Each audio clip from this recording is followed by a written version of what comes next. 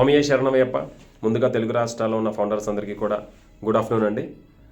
ప్రతిరోజు కూడా అందరూ ఆయురారోగ్య అష్టైశ్వర్యాలతో ఉండాలని నేను చేసే పూజలో, అయ్యప్ప పూజలో మీ అందరి గురించి కూడా నేను కోరుకోవడం జరుగుతుంది. ఎస్, వితౌట్ డిలే, లేట్ చేయకుండా మనం ఈరోజు మీటింగ్ అంటే యాష్ గారి మీటింగ్ ఎర్లీ మార్నింగ్ మనకి వచ్చింది. సో దాంట్లో సార్ చాలా విషయాలు అనేవి డిస్కస్ చేశారు. వాటిలో అప్డేట్స్ అన్నీ కూడా సార్ చెప్పినవి అన్నీ కూడా బ్యాక్ ఆఫీస్లో వచ్చినాయి. బ్యాక్ ఆఫీస్లో అప్డేట్స్తో పాటు యాష్ గారి మీటింగ్లో జరిగిన కొన్ని ఇంపార్టెంట్ హైలైట్స్ అనేవి కూడా మీకు ఇప్పుడు నేను డిస్కస్ చేయబోతాను. అప్డేట్స్ అన్నీ కూడా సార్ ఏదైతే చెప్పారో ఆ అప్డేట్స్ అన్నీ కూడా మార్నింగ్ నుంచి నేను అవి ఫాలో అవ్వడము, వాటిని ప్రతి పాయింట్ కూడా ఇంపార్టెంట్ పాయింట్ అనేది వీటిలో నోట్ చేసుకున్నాను. సో బ్యాక్ ఆఫీస్లో అప్డేట్స్ చదవడం అనేది నాకు మొదటి నుంచి అలవాటు లేదండి. యాష్ గారు ఏదైతే మీటింగ్ చెప్పారో ఆ మీటింగ్లో అప్డేట్స్ ఆయన నోటి నుంచి ఏవైతే వచ్చినాయో అవి మాత్రమే నేను డిస్కస్ చేస్తాను. సో కొన్ని విషయాలు బ్యాక్ ఆఫీస్లో రాకపోవచ్చు, కొన్ని విషయాలు ఫ్లోలో వెళ్ళిపోతూ ఉంటాయి. ప్రతి విషయం కూడా బ్యాక్ ఆఫీస్లో రాదు. సో అవి కొన్ని మీతో నేను ఇప్పుడు డిస్కస్ చేస్తాను. యాక్చువల్గా గత కొంతకాలం నుంచి కూడా యాష్ గారు 360 మీటింగ్స్ కానీ కార్పొరేట్ వెబినార్ కానీ పెట్టట్లేదని మనం డిస్కస్ చేసుకుంటూ ఉన్నాము. కానీ దానికి గల కారణాలని ఈరోజు సార్ మనందరికీ తెలియజేశారు. వాస్తవంగా ఆయన ఒక కార్పొరేట్ వెబినార్ పెట్టాలన్నా లేదా 360లోకి రావాలన్నా సో మంచి అప్డేట్స్ ఉంటేనే, గుడ్ న్యూస్ ఉంటేనే వద్దాము అని చెప్పి ఆయన తలుస్తూ ఉంటారంట ఎప్పుడూ కూడా.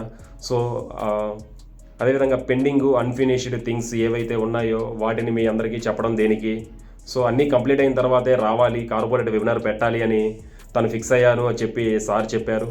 సో వచ్చాము అంటే గుడ్ న్యూస్తోనే రావాలి అన్న ఇంటెన్షన్లో సార్ ఉన్నారు మనకి.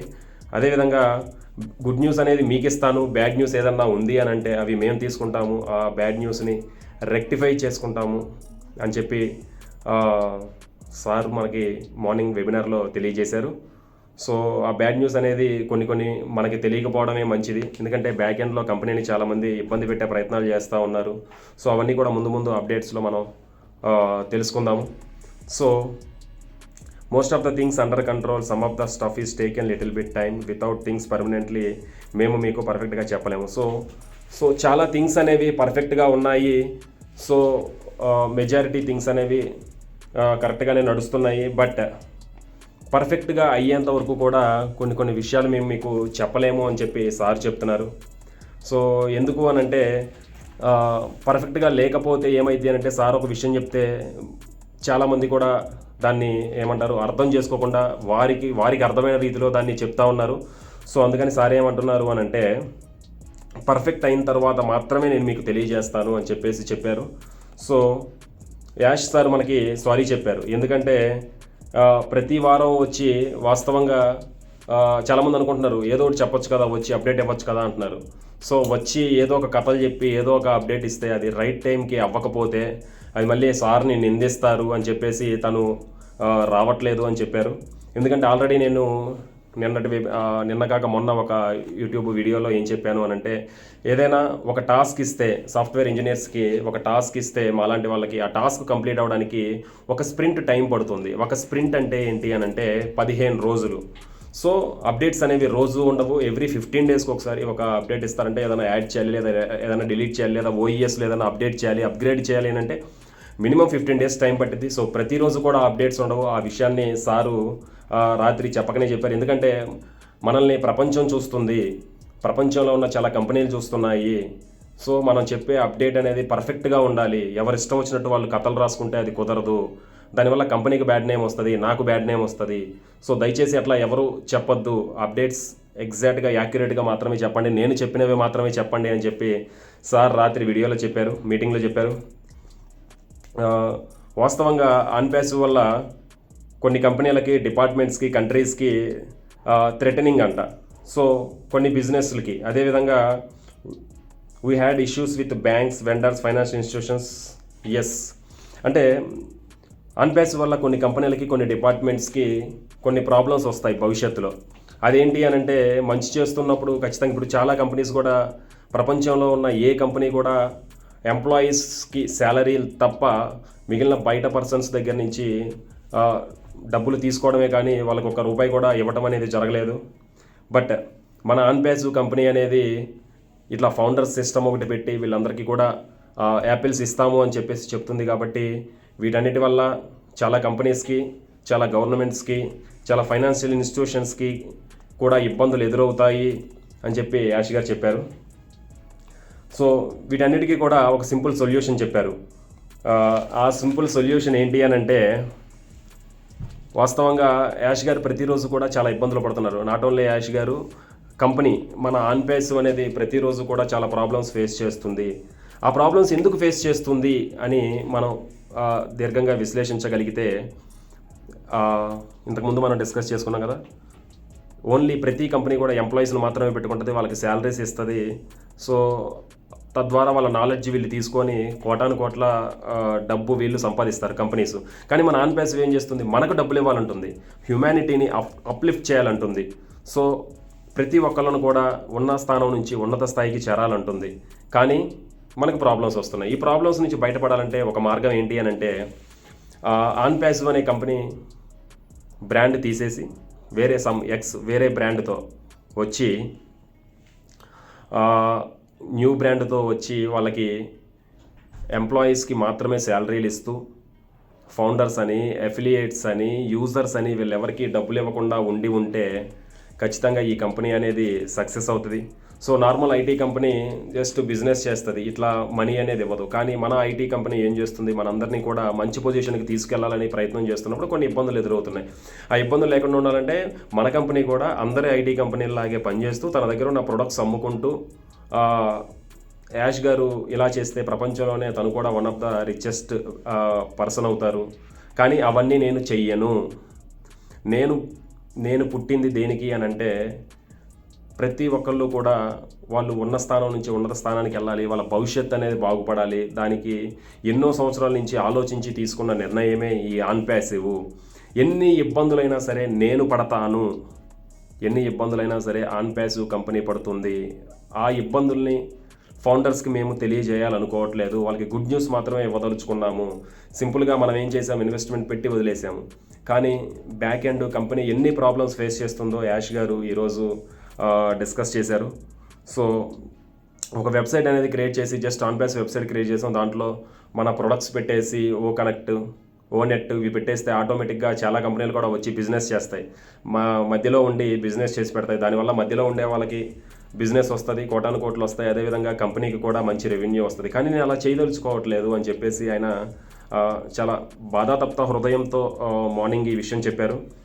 అది ఇంకా యాక్చువల్గా నన్ను క్విట్ అవ్వమని చాలామంది కూడా ఫోర్స్ చేస్తున్నారు. ఆన్పేసివ్లో ఫౌండర్స్కి డబ్బులు ఇవ్వద్దు, వాళ్ళకి యాపిల్స్ ఇవ్వద్దు, క్విట్ అవ్వు అంటున్నారు. కానీ ఆయన క్విట్ అయ్యే ఆలోచన ఆయనకి లేదు. ఎందుకంటే తను ఒక లక్ష్యాన్ని పెట్టుకున్నాడు. ఆ లక్ష్యాన్ని రీచ్ అయ్యేంత వరకు కూడా ఎన్ని ప్రాబ్లమ్స్ వచ్చినా సరే ఆ ప్రాబ్లమ్స్ని క్లియర్ చేసుకుంటూ ఫౌండర్స్ని మంచి పొజిషన్కి, నేను ఏదైతే కమిట్మెంట్ ఇచ్చానో, ఏదైతే మాట ఇచ్చానో లాస్ట్ 4-5 ఇయర్స్ బ్యాక్, ఆ మాటని నేను ఫుల్ఫిల్ చేసుకుంటాను, ఆ మాటని నేను నిజం చేస్తాను అని చెప్పేసి మార్నింగ్ వెబినార్లో చెప్పారు. సో వాస్తవంగా హ్యుమానిటీ అనేది ఒకటి లిఫ్ట్ చేయాలి. పాపువా న్యూ గినియా, అదేవిధంగా చాలా ప్రపంచంలోని చాలా వెనుకబడ్డ దేశాలన్నీ కూడా చాలా ఉన్నాయి, వెనుకబడ్డ దేశాలు. వాటన్నిటిని పైకి తీసుకురావాలి అని అంటే ఆన్పేసివ్ ఒకటే దానికి మార్గం అని చెప్పేసి సార్ చెప్పారు. దట్టు ఇంకో పాయింట్ ఏం చెప్పారంటే, యాష్ గారికి సింపుల్గా ఉండటం లేదా ఈజీ కంఫర్టబుల్ లైఫ్లో ఉండటం ఆయనకి ఇష్టం లేదు. ఛాలెంజ్ని ఫేస్ చేసే విధంగానే ఆయన రాటుదేలాను.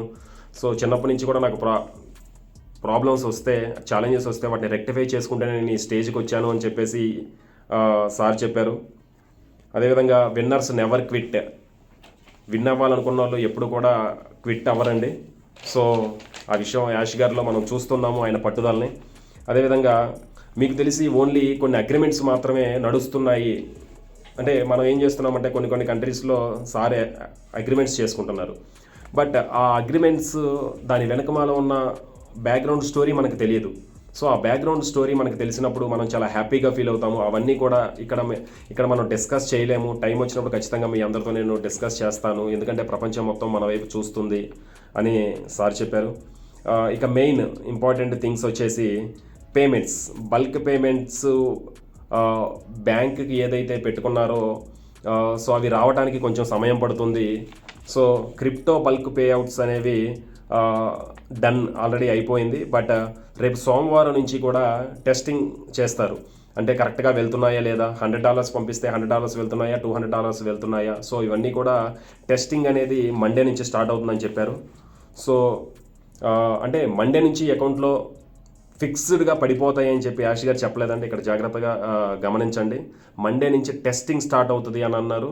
సో మండే నుంచి అది ఎన్ని రోజులు జరిగిద్దో అనేది మన అకౌంట్స్ చెక్ చేసుకుంటా ఉందాము, క్రిప్టో ఎవరైతే పెట్టారో వాళ్ళు. కానీ బ్యాంక్ అనేది క్రిప్టో తర్వాత యాక్సెప్ట్ అవుతుంది అని చెప్పారు. ఫస్ట్ క్రిప్టో పేమెంట్స్కి మాత్రమే వీళ్ళు టెస్టింగ్ చేస్తున్నారు. అంటే ఇంకో మెయిన్ అప్డేట్ ఏంటి అని అంటే, యాక్చువల్గా లాస్ట్ మీటింగ్లో సార్ ఏం చెప్పారు అని అంటే, clearing out all the pending withdrawal request. అంటే మనం విత్డ్రాల్ రిక్వెస్ట్ పెట్టాము, కొంతమంది క్రిప్టో పెట్టారు, కొంతమంది బ్యాంక్ పెట్టారు. సో యాక్చువల్గా వీటన్నిటినీ కూడా డిలీట్ చేసేసి ఫ్రెష్గా మళ్ళీ యాడ్ చేసుకోమని చెప్దాం అనుకున్నారు. కానీ అలా చెయ్యకూడదు అని మళ్ళీ కంపెనీ డిసైడ్ అయింది, యాష్ గారు డిసైడ్ అయ్యాడంట. So we will reset the function. అంటే we will reset the function అంటే మనం కనుక ఫర్ ఎగ్జాంపుల్ క్రిప్టో $500 పెట్టుకున్నాము అనుకోండి. సో $500ని మార్చుకొని మనం $600 పెట్టుకునే అవకాశం మనకి ఉంటుంది. ఇన్ కేస్ ఈ మధ్యలో ఎవరైనా పేమెంట్స్ చేస్తే మన కింద వాళ్ళు, సో అవి $600 అనుకోండి, అవి రీసెట్ చేస్తే 500ని మనం 400 అయినా పెట్టుకోవచ్చు, 600 అయినా పెట్టుకోవచ్చు. అవన్నీ కూడా నెక్స్ట్ మండే తర్వాత నుంచి కూడా మీరు మీ ఓఈఎస్ని ఫాలో అప్ అవ్వండి అని చెప్పేసి చెప్పారు. సో ఇంకా మేజర్ అప్డేట్స్ ఏమున్నాయి? If everything goes well will hope so next week to share the good news. అదేంటి అని అంటే మనం దీన్ని సో నెక్స్ట్ వీక్ అనేది వీలైతే ఒక గుడ్ న్యూస్ అనేది షేర్ చేస్తాము అని చెప్పారు. గుడ్ న్యూస్ ఏంటి అని అంటే, మనం దేనికోసం అయితే ఫైట్ చేస్తున్నామో that will be unlock everything. So a good news కోసం మనం వెయిట్ చేస్తున్నాం? యాపిల్స్ కోసం వెయిట్ చేస్తున్నాం. సో ఒకసారి ఆ గుడ్ న్యూస్ వస్తే అది గేమ్ చేంజర్ అవుతుంది, మొత్తం A to Z ఓపెన్ అయిపోతుంది అని చెప్పేసి సార్ చెప్పారు. సో ఆ అప్డేట్ ఏంటో, ఆ గుడ్ న్యూస్ ఏంటో మనం నెక్స్ట్ వీక్ దాకా వెయిట్ చేద్దాము. సో ఇంకోటి మేజర్ ఇష్యూ ఏంటంటే, బంగ్లాదేశ్లో కొన్ని ఇష్యూస్ ఉన్నాయంట. వాస్తవంగా బంగ్లాదేశ్లో కొంతమంది ఫౌండర్స్ మన కంపెనీ మీద కంప్లైంట్ చేయడం, ఇది MLM కంపెనీ అని చెప్పేసి. అదేవిధంగా బంగ్లాదేశ్ బ్యాంక్ వాళ్ళు కూడా ఒక స్టేట్మెంట్ ఇచ్చారు, పేపర్ స్టేట్మెంట్ ఇచ్చారు, ఇది MLM కంపెనీ, దీన్ని మేము యాక్సెప్ట్ చేయట్లేదు అని చెప్పి బంగ్లాదేశ్ బ్యాంక్ అనేది ఒకళ్ళు స్టేట్మెంట్ అని ఇచ్చారు. సో సార్ ఏమన్నారు అని అంటే, బంగ్లాదేశ్లో మాకు ఆఫీస్ ఉంది, లాస్ట్ 1.5 year నుంచి కూడా మేము రెంట్ కడుతున్నాము. అదేవిధంగా మాకు అక్కడ లీగల్ టీం ఉంది, మాకు అక్కడ ఆడిటర్స్ ఉన్నారు, మాకు అక్కడ ఎంప్లాయీస్ ఉన్నారు. సో మమ్మల్ని కన్సర్న్ చేయకుండా, మమ్మల్ని కలవకుండా, మా స్టేట్మెంట్ తీసుకోకుండా మీరు ఎలాగా ఇది MLM కంపెనీ, దీన్ని మేము యాక్సెప్ట్ చేయము అని అంటారు. సో ఖచ్చితంగా దీని మీద లీగల్గా కంపెనీ అనేది ఫైట్ చేస్తుంది ఆ బ్యాంక్ మీద. సో మండే తర్వాత వీళ్ళని రిటర్న్ అగ్రిమెంట్ అడిగారు, ఎందుకు ఆ విధంగా అన్నారు అని చెప్పేసి. సో అది కనుక కంపెనీ సాటిస్ఫై అవ్వకపోతే మటుకు వాళ్ళు లీగల్గా ప్రాబ్లం ఫేస్ చేయాల్సి వస్తుంది. బంగ్లాదేశ్ బ్యాంక్ అనేది ఒక బ్యాంకు మాత్రమే, ఆ బ్యాంకుని అవసరమైతే మనం కొనేయచ్చు. సో బ్యాంక్ అంటే దేవుడు కాదు కదా అని చెప్పి సారు చాలా స్ట్రాంగ్గా చెప్పారు. సో మండే తర్వాత ఎందుకు ఆ కంపెనీ అలా అనిందా అని చెప్పేసి చెప్పారు. అదేవిధంగా బంగ్లాదేశ్లో చాలా ఇల్లీగల్ యాక్టివిటీస్ జరుగుతున్నాయి. సో ఒక్క నిమిషానికి అందులో వన్ ఆఫ్ ద మేజర్ ఇల్లీగల్గా ఏం జరిగింది అని అంటే, ఒక నిమిషానికి ఒక ఫౌండరు 1082 సార్లు పేమెంట్ చేయడానికి ప్రయత్నం చేశారు అని అంట. అసలు మానవ మాతృడికి ఇది సాధ్యం కాదు ఒక నిమిషంలో. సో వీళ్ళు కొన్ని బాట్స్ని యూజ్ చేశారు, కొంత సాఫ్ట్వేర్ని యూజ్ చేసి మన కంపెనీ యొక్క పేమెంట్ సిస్టాన్ని బ్రేక్ చేయాలి అని చెప్పి కొన్ని ఇల్లీగల్ యాక్టివిటీస్ చేస్తున్నారు. సో దాన్ని కంపెనీ అనేది ఐడెంటిఫై చేసింది, దాన్ని బ్లాక్ చేసింది. ఎవరైతే ఇట్లా ఇల్లీగల్గా బిహేవ్ చేస్తున్నారో వాళ్ళందరినీ కూడా కంపెనీ ఐడెంటిఫై చేస్తుంది, వాళ్ళ ఫౌండర్షిప్ అనేది తీసివేస్తుంది. ఫౌండర్షిప్ తీసేసి అదేవిధంగా వాళ్ళు లీగల్గా కూడా చాలా ప్రాబ్లమ్స్ ఫేస్ చేసుకోవాల్సి వస్తుంది అని చెప్పి సార్ చెప్పారు. అదేవిధంగా ఎఫిలియేట్ కమిషన్స్ కూడా సార్ చెప్పారు. సో తను ప్రామిస్ చేసినట్టే అవి ఒక వేలో కాకుండా ఇంకొక వేలో వచ్చేలా చేస్తాను అంటే, వడ్డిచ్చేవాడు మనోడు అయితే ఎక్కడున్నా మనకి ఆ ప్రొడక్ట్స్ అన్నీ వస్తాయి, ఆ ఫుడ్ వస్తుంది. అలాగే ఎఫిలియేట్స్ యొక్క కమిషన్ కూడా ఇస్తామని చెప్పారు. అది ఏ విధంగా ఇస్తారు అనేది కూడా మనం వెయిట్ చేయాలి. సో అదేవిధంగా కమాల్ ఒక పాయింట్ చెప్పారు, September 1, 2024 నుంచి కూడా, అంటే ఆ లోపు జెన్యూన్ ఫౌండర్స్ని ఐడెంటిఫై చేసి మిగిలిన వాళ్ళని కంపెనీ అనేది వాళ్ళ ఐడీలు అనేది టెర్మినేట్ చేసేస్తుంది. అది జెన్యూన్ ఫౌండర్స్ అంటే ఏంటో ఫ్యూచర్లో వాళ్ళు తెలియజేస్తారు. అంటే కంపెనీకి ఏ విధంగా నెగిటివ్గా మాట్లాడకుండా, ఇల్లీగల్ యాక్టివిటీస్ చేయకుండా, అదేవిధంగా వెరిఫైలో కూడా కొన్ని ఫిల్టర్స్ అనేవి జరుగుతాయి. సో వీళ్ళల్లో ఫ్రాడ్ చేయడానికి వచ్చిన వాళ్ళు వెరిఫైలో దొరికిపోతారు. సో ఖచ్చితంగా ఎవరైతే ఫ్రాడ్ చేస్తారో వాళ్ళ ఐడీలు టెర్మినేట్ అవుతుంది. సో సెప్టెంబర్ 1, 2024 కల్లా కూడా ఈ కొంతమంది ఫౌండర్స్ మాత్రమే మిగులుతారు. సో ఎవరైతే కంపెనీకి పాజిటివ్గా ఉంటారో వాళ్ళు మాత్రమే ఉంటారని చెప్పి మొహమ్మద్ కమాల్ చెప్పారు. ఇక లాస్ట్ మేజర్ అప్డేట్స్ ఏంటి అంటే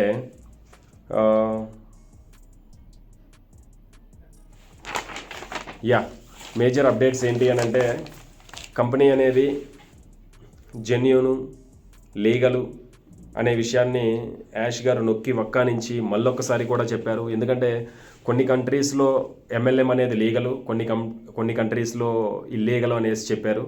సో ఇల్లీగల్గా ఉన్న కంట్రీస్ని వాళ్ళతో మాట్లాడడం జరుగుతుంది. మనది MLM కాదు, మనది అఫిలియేట్ ప్రోగ్రామ్ అని చెప్పేసి సార్ చెప్పారు. సో ప్రతి ఒక్కళ్ళు కూడా ధైర్యంగా ఉండండి.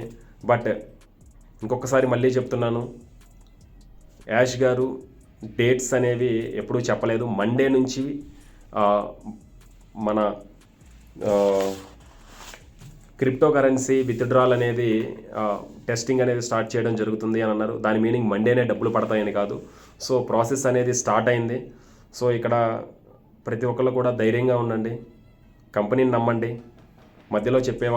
మధ్యలో ఎవరు ఏది చెప్పినా సరే అది నమ్మమాకండి. ఓన్లీ కంపెనీ నమ్మండి, బ్యాక్ ఆఫీస్ నమ్మండి, యాష్ గారి మీటింగ్ అటెండ్ అవ్వండి.